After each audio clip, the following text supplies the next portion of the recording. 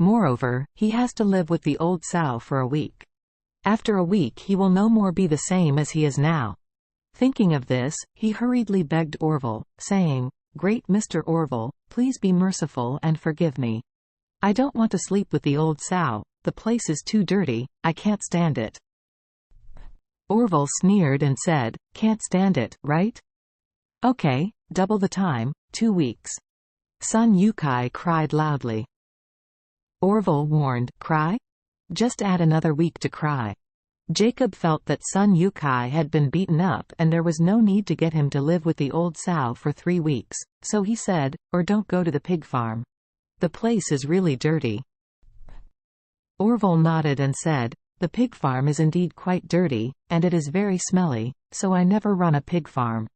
As he said, he suddenly remembered something and said excitedly, "By the way, I have a kennel in the suburbs, where there are expensive fighting dogs. Then you can chop him up and feed the dogs directly, saving worry and effort, and it is also very clean and hygienic. He will definitely like it." Upon hearing this, Sun Yukai was so frightened that he peed his pants all over. If you can live, who would be willing to die? It's better to die than to live, isn't it? Just sleeping and eating with the old sow? Admit it. Therefore, he was extremely eager to survive, and immediately pleaded, "Great Mr. Orville, let me go and live with the old sow." Orville nodded in satisfaction and said, "Take him down, remember, you must find the dirtiest pig farm."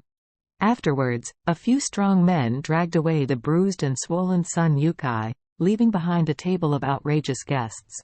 When President Pei and others saw such a scene, their old faces twitched, and they said that Sun Yukai was not ordinary miserable. However, who can be blamed for this? He is responsible for everything. If he had a better attitude towards Jacob, how could he end up like this? When Sun Yukai started the 3-week customized luxury tour of the pigsty, Orville respectfully said to Jacob, "Mr. Wilson, the guy just peed on this ground. In order not to hinder you and others, please move meals in the diamond box. All expenses today will be borne by Classic Mansion." When these words came out, President Pei and the others were shocked. What?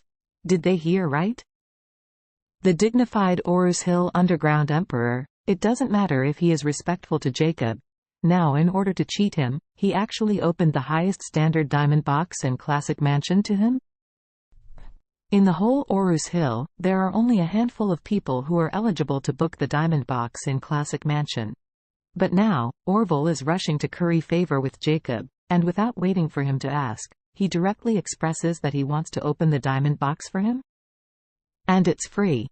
If this is spread out, who would dare to believe it? Jacob was also a little surprised, hesitatingly said, "Isn't it appropriate?" Orville said solemnly, "Mr. Wilson, you are Mr. Wade's father-in-law. Of course it is most appropriate to go to the diamond box to dine." When Jacob heard him say this, he relaxed and said flatly, "Great Mr. Orville, you are so polite." Only then did Chairman Pei and others realize that Jacob turned out to be a better figure. If you have a good relationship with others, you will definitely feel relieved in the future. Afterwards, Orville personally invited everyone to the diamond box. President Pei and others followed Jacob in turn, their faces respectful, and they didn't dare to make any big claims. Jacob saw all this in his eyes, and he couldn't help but close his mouth in joy. Obviously, he's rushing to ask these people to eat, but now, these people are all in awe with him. At this moment, Jacob felt that the son-in-law Charlie really gave him a face. When Jacob was invited by Orville to go all the way to the luxurious diamond box, Lu Guang and his son and the 5 Wu family bodyguards headed by Jones Lijo also came to the door of Classic Mansion. Lu Guang's face was full of cold killing intent. During this period of time, his son Lu Ming's forehead has been hanging with 2 big characters, living a life that is better than death. Before today, he didn't dare to avenge his son because he couldn't provoke the 2 culprits, Charlie and Orville.